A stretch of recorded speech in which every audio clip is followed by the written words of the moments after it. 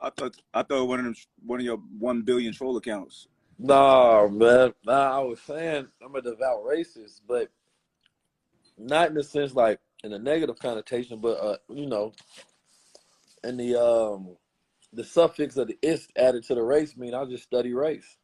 You feel me? Right. Like a scientist when The, it comes to race. the proper term, the proper use of the word racist. I get you. Right. But now one thing I was looking at an article in the Scientific American yesterday, Mm, and giving a breakdown on how these particular fish that live in this cave, they lost melanin, right? okay. A particular, thing in the a biology that synthesizes melanin were no longer producing because they weren't in no light environments and they was in these harsh environments. Right. Now, they were saying is that this was, a change that was factored in because of environment so that they can store more energy for survival in dealing with the harsh terrain. Because those fish that had the less melanin in that particular environment were able to survive and live long. But then it also said that without having that particular key that produced that melanin, then they also didn't have those same triggers for like dopamine and serotonin and things of that nature. So it was an automatically different biological adaptations that started to occur. Mm, You know, when we think about history of humankind, it was a book that was written about the differences between melanated people, and non-melanated people, right?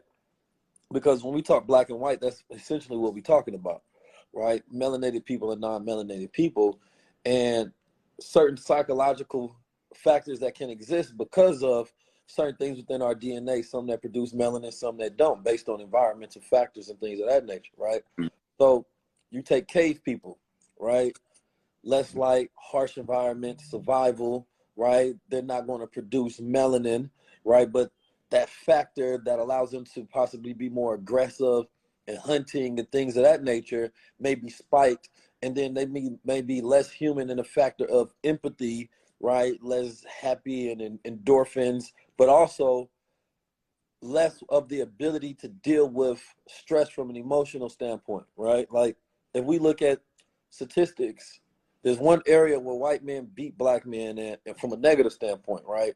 So when you talk about murder, gun violence, right, jail rates, all of those different things, black men exceed every category, right? We beat out everybody. right. Area where black white men have higher rates disproportionately is in suicide, right? Mm, And then of course you can attribute that to the way society is set up and men not having those capabilities of expressing themselves, but white men win out in that particular category, right? Where I feel like, we are a more expressive society. So even though men still aren't as expressive, we still are more expressive as melanated men, where we're able to deal with the factors of our harsh environments a little better than when the same set of white men are set in those same, factors. They don't deal with them as best as we do. Otherwise, we will commit crimes at a higher rate because our environments are more constructed towards, destructive realities. mm, okay. That makes that makes a lot of sense.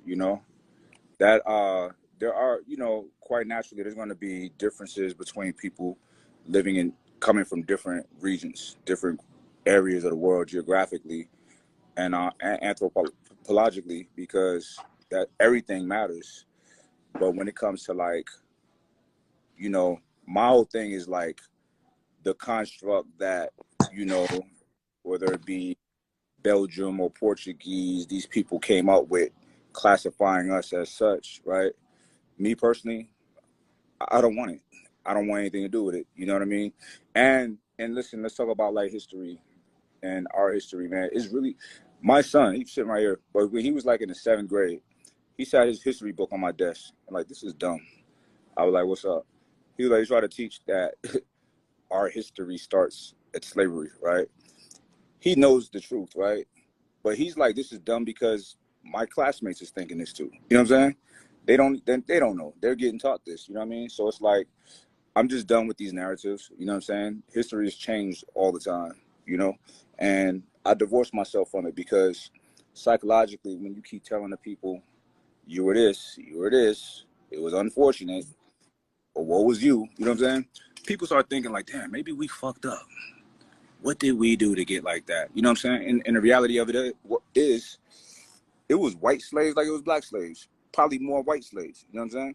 So in America, a lot of people don't know that, you know what I mean?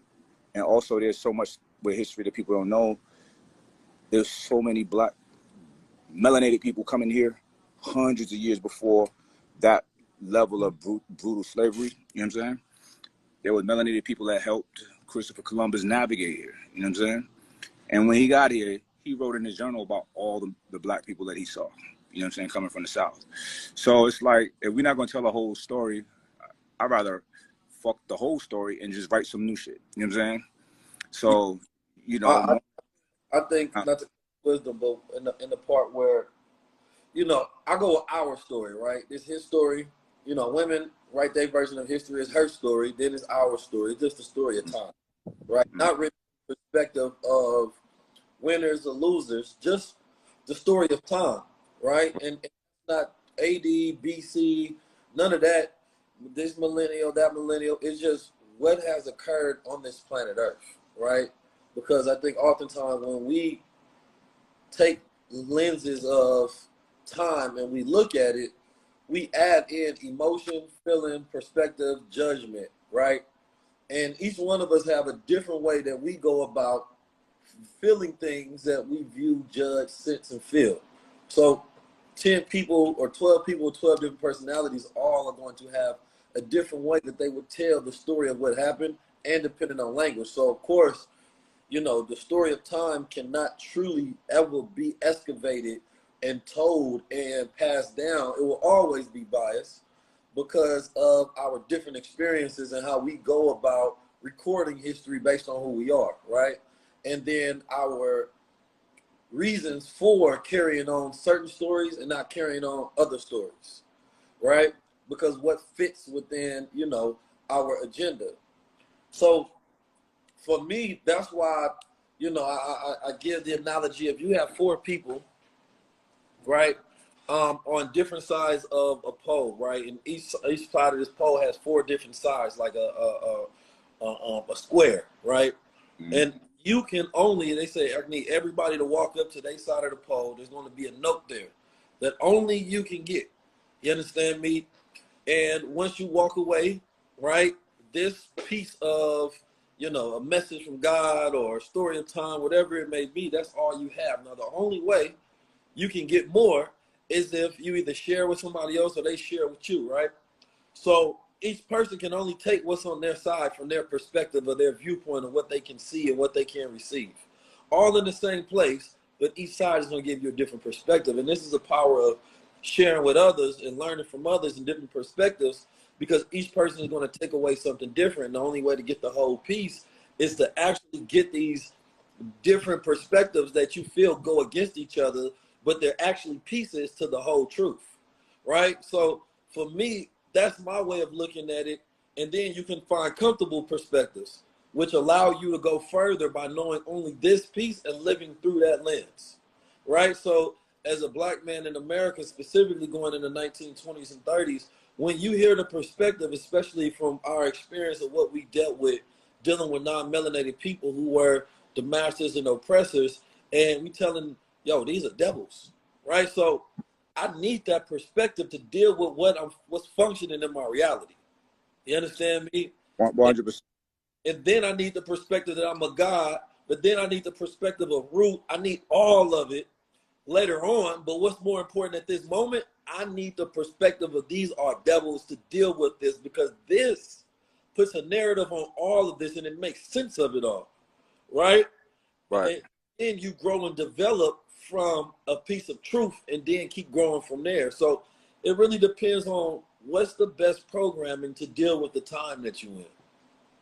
Correct. So I call you my brother because we both have the same spiritual father, being the Minister Louis Farrakhan, and Honorable Minister, Honorable Elijah Muhammad, when he came with his message to us, right?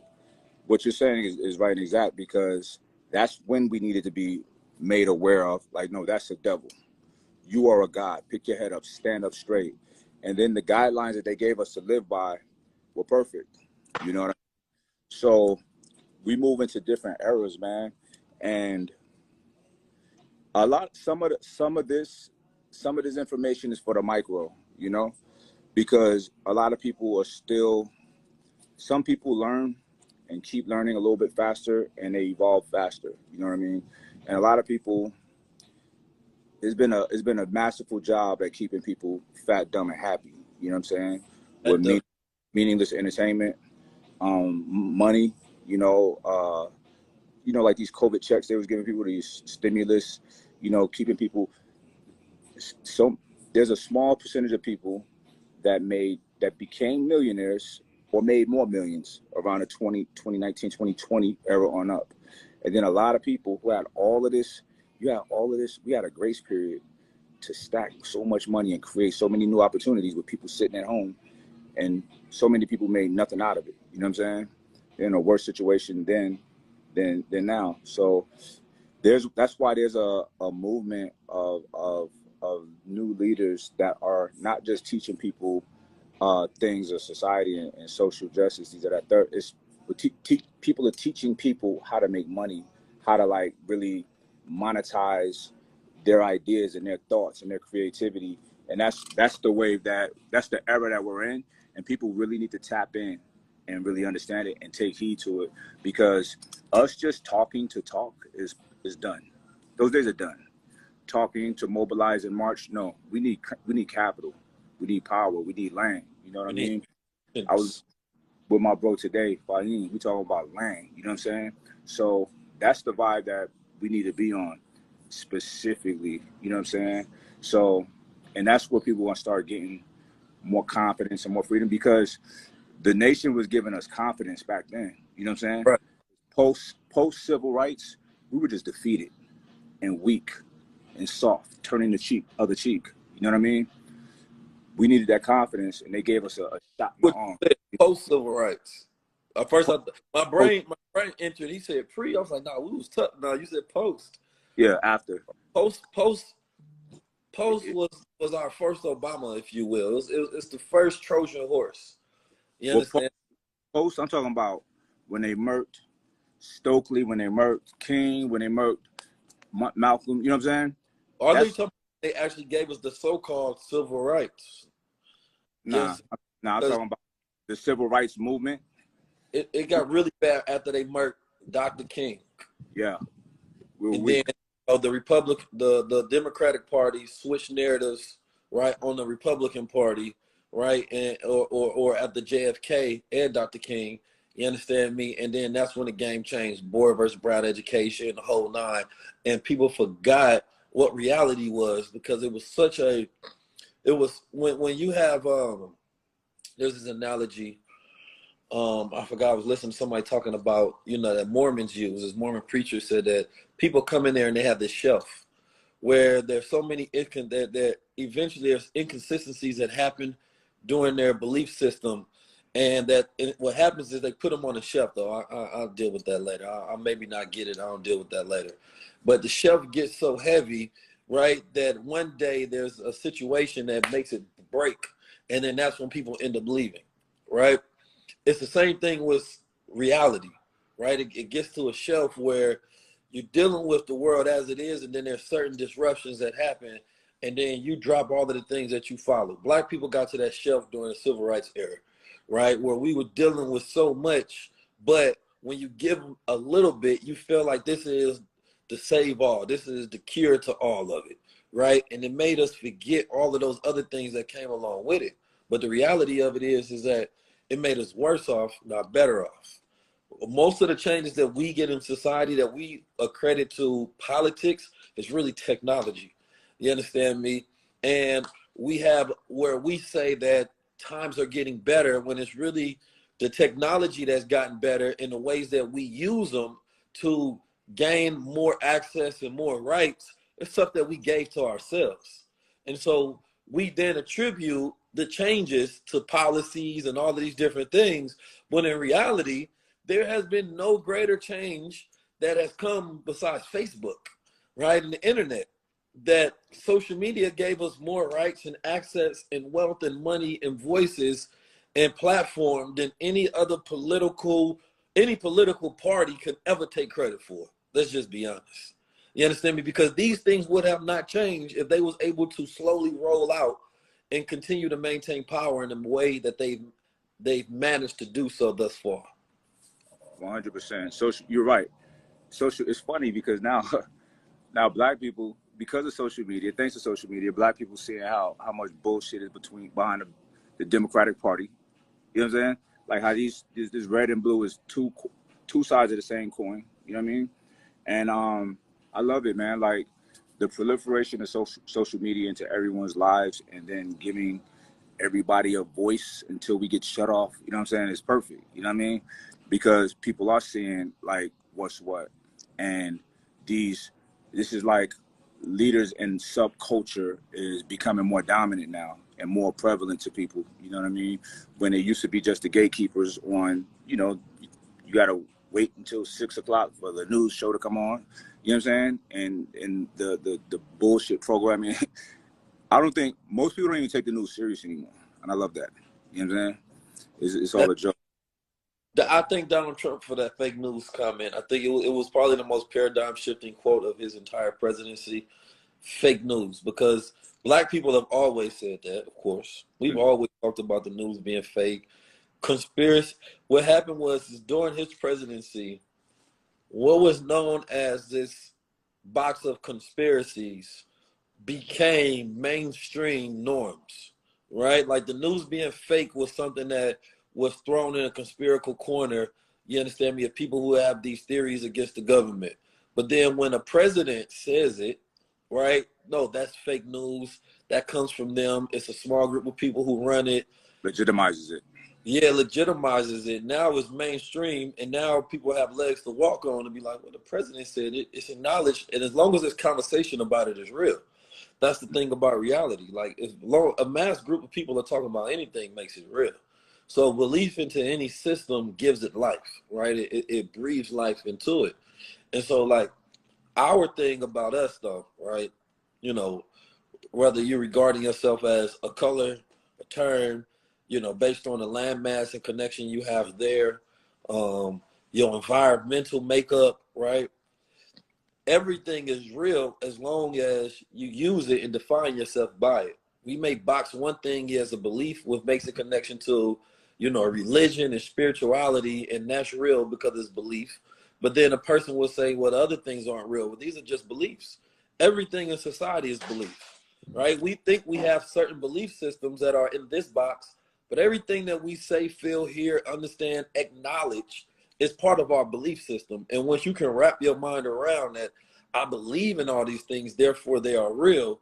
Therefore, if you change your belief system, then you can change what exists and what is real. So my goal for me, to wrap at this point, I was talking with my brother Rashid earlier, and I'm doing a high level conversation on just the lack of color in the world and how our world is based on computer design, right? Not human design anymore, because human designs with imagination. If you go through, look at all logos of the past and the way we've designed brands of the past, buildings, we used to design things with vast array of feeling, emotion, and imagination. Mm-hmm. Now, the one or two companies that still capture emotion and imagination. You walk outside and you see little color, right? The whole world is already moving to an AI matrix. So and the most dangerous things you can get people to get rid of is their imagination, right? Because once a person doesn't have imagination, then they are slaves to the reality that there is, and it leaves them stuck there. But it could be one person in the world that imagines a better world, and that color becomes infectious. So you imagine the world is black and white, and this person is spreading their imagination to everybody. They're getting visions, they're getting belief, and then eventually people that develop skill and artisan will start to develop the world that they talked about.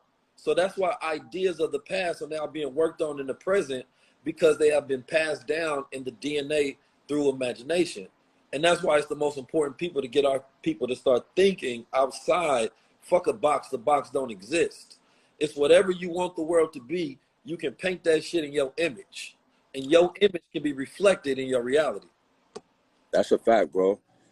That the spirit of what you said is literally why I'm saying I'm divorcing myself from all of this, from the culture in general here in the West, in the United States, the Western Hemisphere, because once you start accepting everything that they give you, like you're this, you guys are African American. Why? What country in Africa am I? You know what I'm saying? Like, what do you mean African? That's a whole continent, right? But nonetheless, who cares? You're a lot, like, for me, it's like this. I remember when I was young and I would have jobs, right? I got fired from every job because I'm not an asshole, but if I don't respect who's supposed to be subordinate, Yeah. I can't respect them. I'm gonna challenge them. I'm gonna ask questions. If it don't make sense, I'm gonna divorce myself from whatever your rules are. You know, and here it is. We live in a world where, you know, people are literally giving away their power, right, to quote unquote the government, like this power, as if it's this powerful entity, right? You have this group called the Census Bureau who literally change. They say there's a thing called race, and people are particular races, and they literally change it every so often. You know what I mean? Here, 2020 was the most recent change, and the most egregious change. It said that now here in the United States, Middle Easterns and Northern Africans are white. It's like, come on, guys. Like, this is getting out of hand now. You know what I'm saying? So I don't respect your guidance. I don't respect your logic. So I'm divorcing myself from it. I'm Yeah. separating. I mean, you know, we talked about this the other day. It makes sense, of course, if you're not producing that many people, then you need to add more people to your team. You know what I'm saying? Right. A team, right? You know Because what they know, bro? What they're doing is not working. What they're doing is the equivalent of people who get on Instagram and buy followers. It looked like they got a yeah, million, that's what they do. They buying followers. but you can't. Those people are not real. They can't buy your products or services. So what are you doing it for? It's just for the optical, right? And it's silly because that's literally the game that this government is playing here. You know what I mean? That's a You fact. literally made people from the continent of Africa, they're white now. That's crazy. You That's what literally, you got to get people on your team. Like, bro, you know you on my team. Like, don't ever think you on their team. That's crazy. Because I ain't gonna lie, we got the coolest team when you think about it. So they got to go and heavy recruit. right, Like, look at black schools. Black schools are getting these D1 athletes, right, that want to come over there. And these schools are like, yo, how the fuck do y'all not want to come over here to our team? We never mm, wanted to be there over there in the first place, right? Number one, we were sold and told that this is the best thing that we had to do, and we weren't given the option to choose in the first place. right, But given a choice, we would take less from our own people than more from y'all to be around people who look like us that make us more comfortable, because then what we do will also be spiritually fulfilling, right? And that changes the game. Because that's half the wealth right there. You're gonna this is one thing people don't factor in. When you are not spiritually fulfilled, a lot of the money you got will be spent to spiritually fulfill yourself. So if the experience already has that inherited in it, then that is an aspect of wealth to where you don't have to spend money on. So the black experience at these colleges for these black students, it does come, you're not putting a monetary figure on it, but what they're going to have to spend, right, from not having that experience, they're going to have to spend a lot more than you can offer. You understand me? So you basically saying, well, we can't offer you the black experience. We throw an extra 300,000. Then that student end up having to spend 400,000 to try to get what's been deprived of them and what's missing. Instead, nah, the experience over here is actually priceless to me. How about I just go there? I'm going to feel happier about every single thing that I do. I'm going to love every moment, and I'm actually probably going to do it longer because I'm going to be less drained by the end of my run. You understand me? So these are things that we have subconsciously factored into our decision making, and that's why it's unfuckwittable when you're trying to compete with us curating experiences for ourselves versus choosing people who don't look like us to offer us deals. right. Oh, The paradigm have been shifted. yeah. And it's happening more and more. And I'm excited about it. it's gonna be a lot of like, it's still gonna be a lot of pain during this process, you know. But what's the emotion can't be stopped now. You know what I mean? Just like Pac said, like the roads that go from concrete, like you can pour all the concrete you want, but a piece of grass will still crack through it. The original state of nature and existence always reigns dominance. It may take a minute to crack through, but it comes back. You know what I'm saying? And you know, things. It's like a spiritual homeostasis is happening. You know what I'm saying? The natural balance and order of things is in process. It ain't here yet, but it's in process in a Somebody, major. man, they said, why I buzz down the road? I wanted the experience, man. That part. Sometimes, like, a lot of time of life is about an experience, right? Like, you know, you got to think about how many things that you do in life, and it's a better word I can phrase this, but aren't worth anything, right? Yeah. Everything is something, but I'm just saying, right, in the sense of how a person would judge like a buzz down, right? Right. It's worth something. But the experience of it is the value. So you can do, let's say you got 80% responsible and then 20% irresponsible, right? I don't think it should be 50-50, right? Maybe it's 70%, right? Mm. But one of those balances in life is you go find gonna make you happy. You know what I'm saying? And if you can find what makes sense, and that's not really balance, that's abundance, right? But you Mm. got to add the right amount. It's like if you're making a perfect meal, you may throw a couple of grains of sugar in there.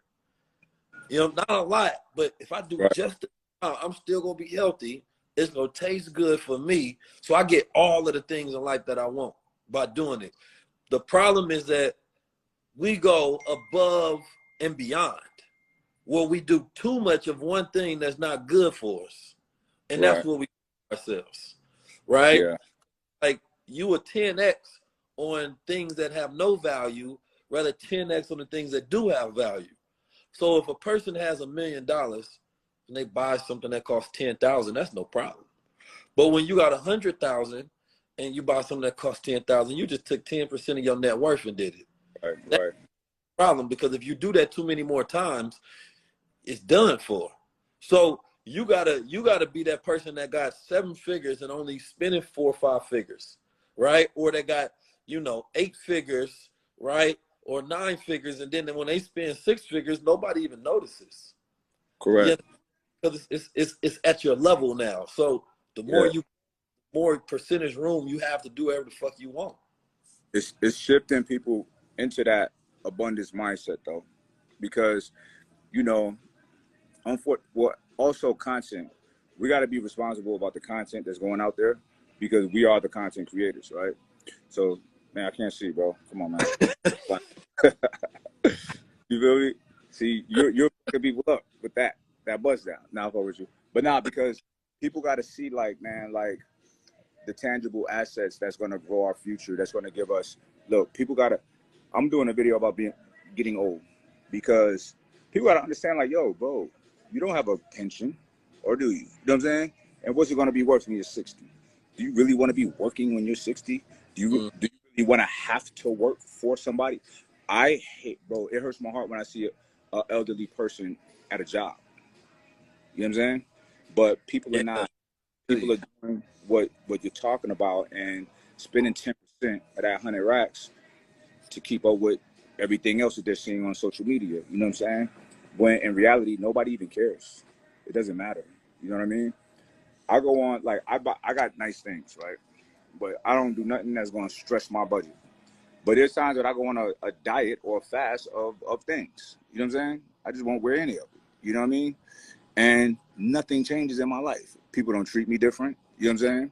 I get the same attention or not attention. You know what I mean? So people got to realize, man, but it takes for people in position like us to talk about these things and to normalize people being practical about their money. And we're in a day where it's really easy to make money nowadays, right? And people will come into it and they'll blow it as fast as they get it. You know what I'm saying? We just yeah, gotta really be on people's heads about that because, like, keep it. You can get it, but can you keep it? And can you yeah. grow it? I mean, it's like I'm at this point where I take care of my family. You understand me? So like, I got a lot of responsibility on my back, right? So the way my life is set up, it can never be set up to blow it. Everything has to be set up to maintain it, manage it, and grow it. You understand me? So it's like, and that's the difference between some people. It's like when if you young with no responsibility, what you can do with your money is different than a person that takes on responsibility. Even when you have employees, when you got employees, if you mess up, you can destroy the business, and now other people's livelihoods, right, are in your hands. So you definitely got to think different from every standpoint of what you do. So a lot of people don't factor that in there when they make judgments and assessments of other people's lives and the decisions they make. And you may have bills at your life. You worried about 5 people, or you worry about yourself and paying rent. I'm worried about taking care of my family and my businesses and myself and the growth and the needs and all these other different things. So my factor of difficulty might be at 10 while yours at 2. So we got different levels that we looking at in the first place.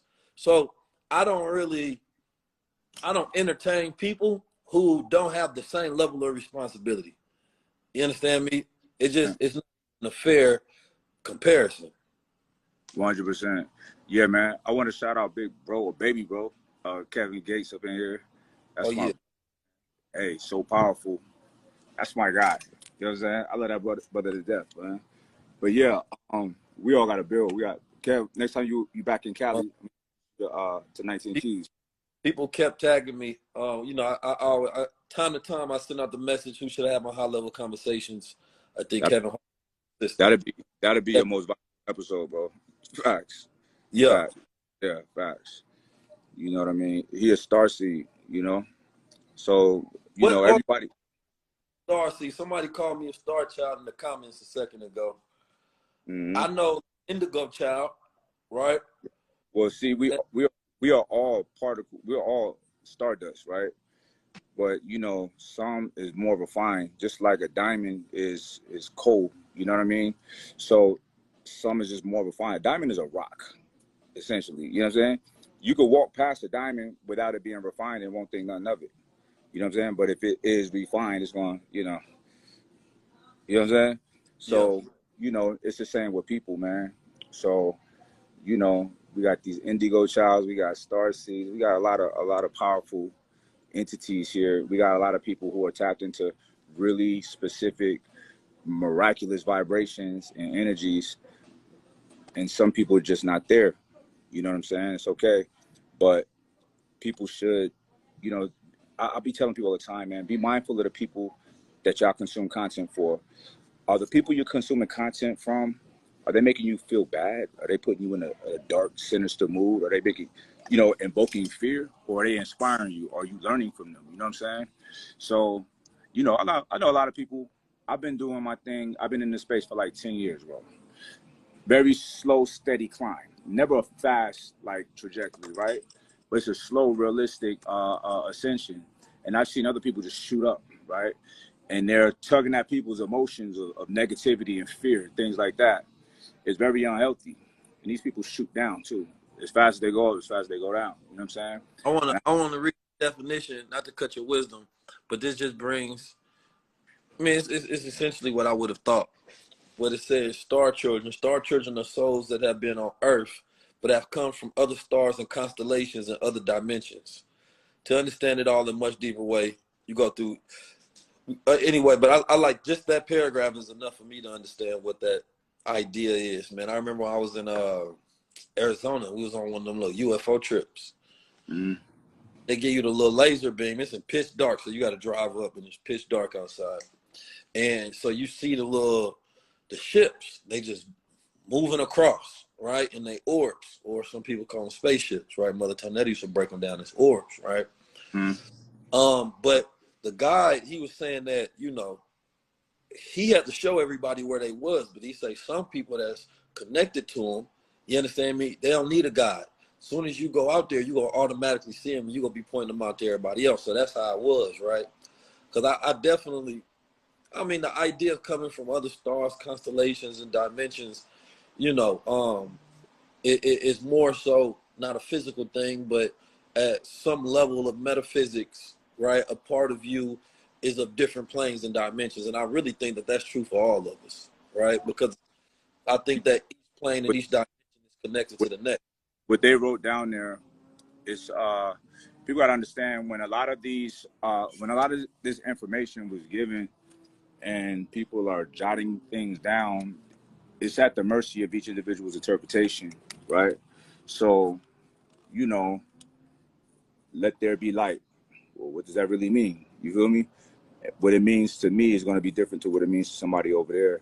So, I think that I'm glad that you just read that because you will extrapolate exactly what that means for you, and it'll probably be more prolific than how it's broken down on that whatever that website is. You feel me? Yeah, I don't have the want or need to ever take things as they are.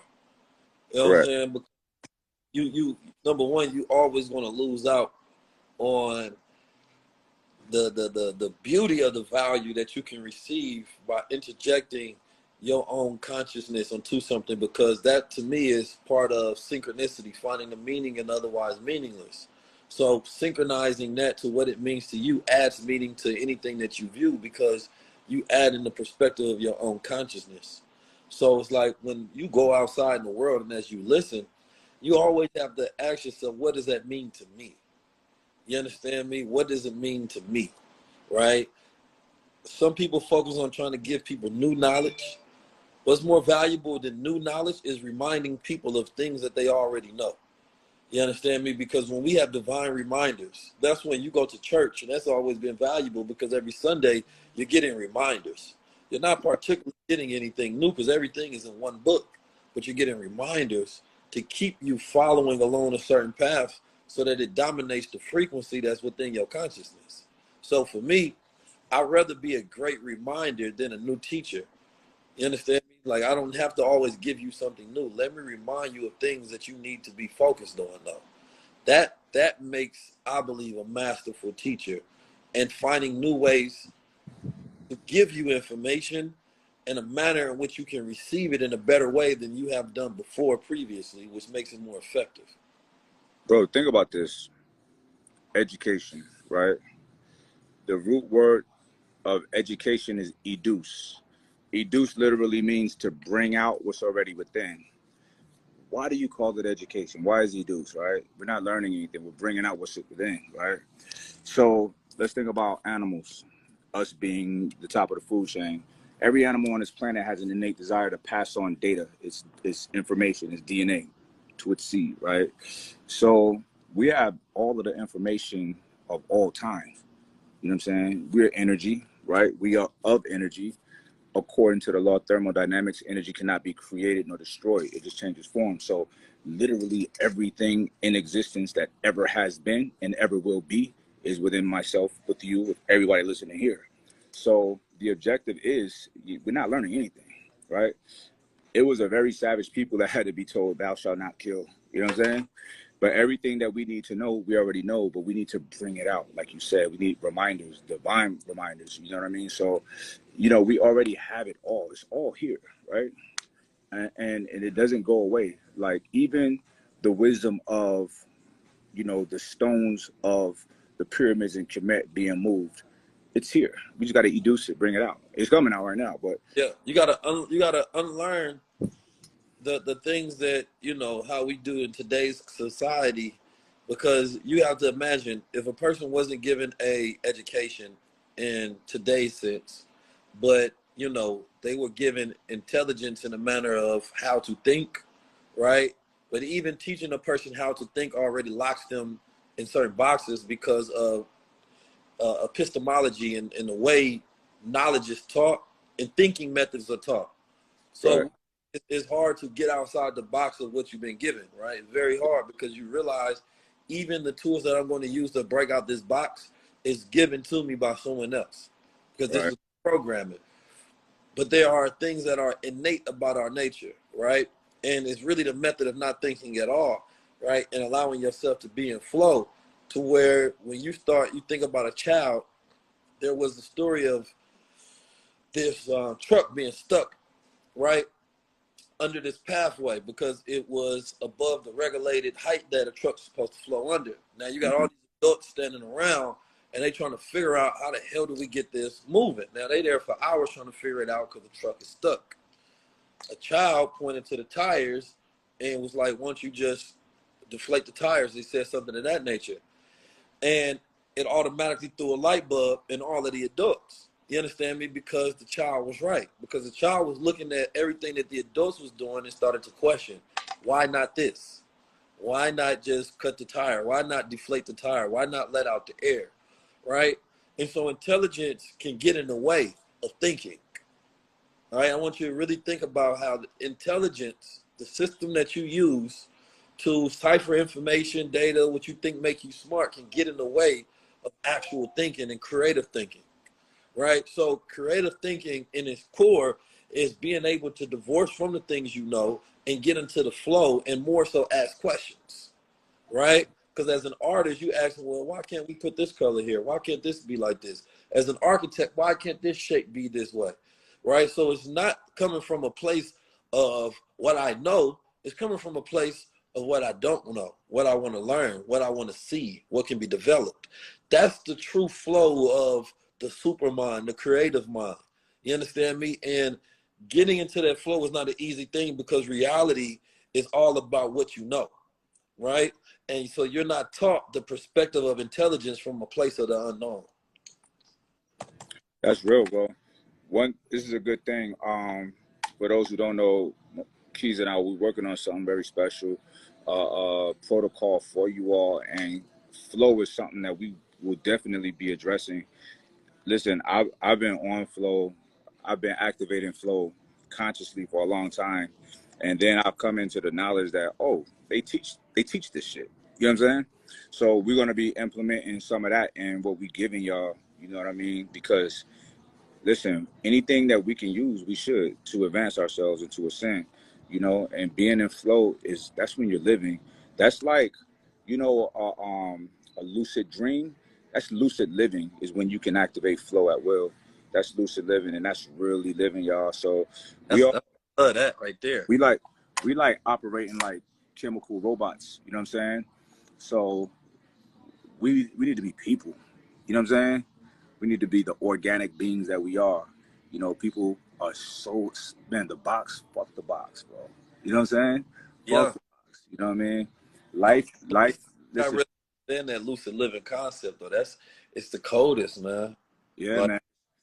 But see, we got to program ourselves. We got to be our own coders. Listen, people, y'all got to realize everything is coding in algorithms. Even our DNA, our biology DNA is literally codes. You know what I'm saying? There's code that they find in the cosmos that is very synonymous to binary computer codes. That's above my intelligence level. You know what I'm saying? But it's there. You know what I mean? So it's like the coding for ourselves is we can't control that, or somebody else can control it and code you and program you. And we gotta get to the gym, but I want to elaborate a little bit on coding and programming. Even your ministers and preachers, when you go to wherever you go for your place of worship, when you receive the word, remember, y'all, they're reading the scripture, right? There's no footnote for the scripture. They're giving y'all their breakdown of the word. You know what I'm saying? Y'all take that as gospel. Y'all can read that same scripture and educe what you got gathered from it yourself. Write notes. You know what I'm saying? Do church on your own. Go to the mosque on your own. Read scripture and then write down what it means. You don't know what certain words mean? Look it up. You get a dictionary. Like, man, we look up everything, bro. You know what I'm saying? You should never use words in your vocabulary that you cannot define. You know what I'm saying?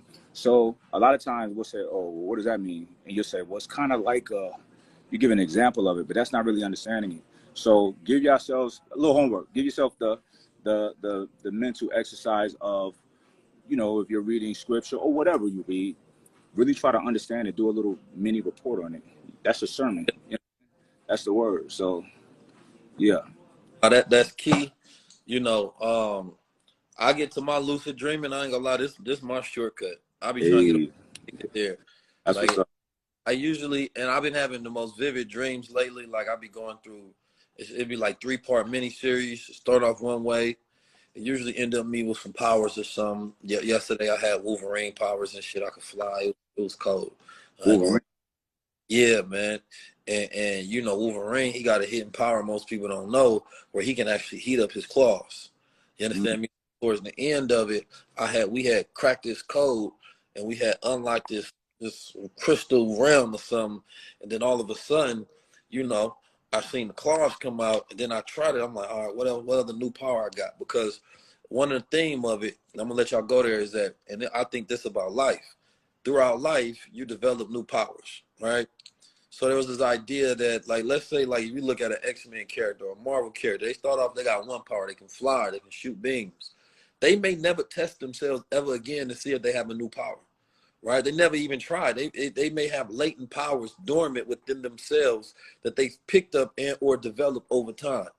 And I truly believe that's how we are as a people. We have latent powers that we be like, okay, well, I notice I can speak well, or I'm a great salesman, or I can do this thing. But you never tapped into the other latent powers that you have and you develop throughout iterations of time. And that's how I am. I'm always trying to figure out, what is my other superpower that I have that is as great as this one that I can add on, right, to, you know, the biography of who I am. That's dope, bro. Yeah, we gotta talk more on dreams, bro. Oh, On for the sure. waking life, which one is real? You know what I'm saying? Yeah, I think they both real. They Yeah. are. Red or blue pill, man. It's all up to you. All right, bro. Hey, I love you, bro. Love you too, man. Peace, God.